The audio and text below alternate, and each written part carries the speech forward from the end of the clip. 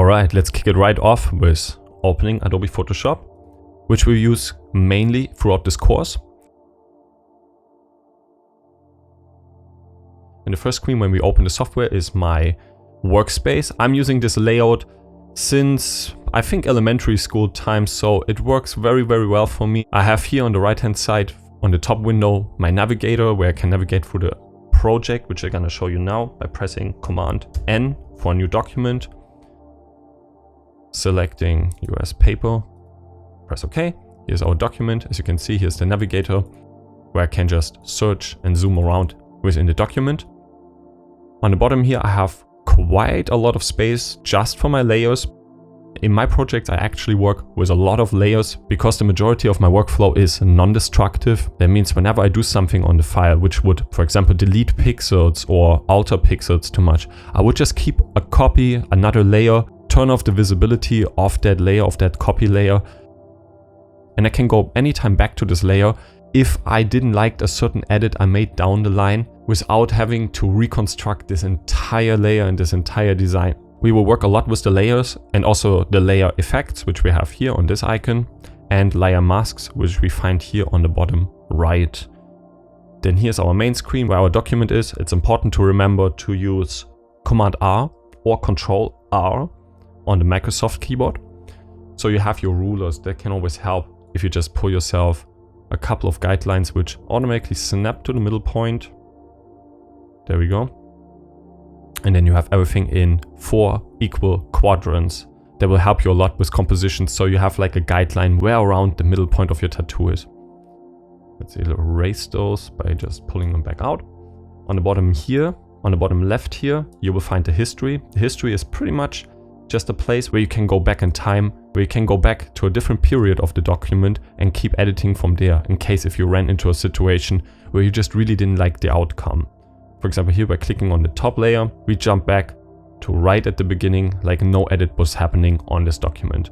On the left hand side, we will find all of our main tools. We have selection tools, we have the magic wand, which we're going to use quite extensively. We have crop tool, we have the eyedropper, we have brushes, dodge and burn, and all kinds of tools we're gonna use throughout this course. For this course, you don't need to have already advanced skills in Adobe Photoshop. A lot will be self-explanatory, and you will see here on the bottom window, you will see the hotkeys I'm pressing, because I will work actually quite a lot with hotkeys because they can save so much time. Your designing process will become like driving a car where you don't even think about what your left and your right hand does anymore. You just have your vision and you start drawing, you start working, and the rest starts automatically. If you like this layout here, one thing you can do is you click here on the top right and then you click New Workspace.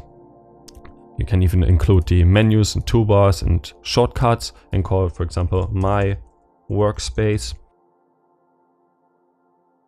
Because if you do any software updates or whatever, or change accidentally the workspace around, you can just click here now on My Workspace and change back and forth between other workspaces you like. If you have already your layout, that's great, but I want you to understand my personal workflow I have throughout my entire design process. A couple of more words to Adobe Photoshop. This software is really a behemoth in terms of image manipulation, designing and editing functions. It's not the only software out there which will get the trick done, but since I've been using this software since my elementary school times, I've really seen the software progress and add very helpful features. But for you, it is not important that you know every single button, every single feature, whatever you have here, in case if you get intimidated, if you haven't worked with the software in the past. All roads lead to Rome, and what I show you here is just my workflow, and there's many ways how to achieve it, but maybe you see something, a little tip or trick which will inspire you and helps in your own workflow as well. Because there's sometimes literally like 5 or 6 different ways and different approaches which will give you exactly the same result.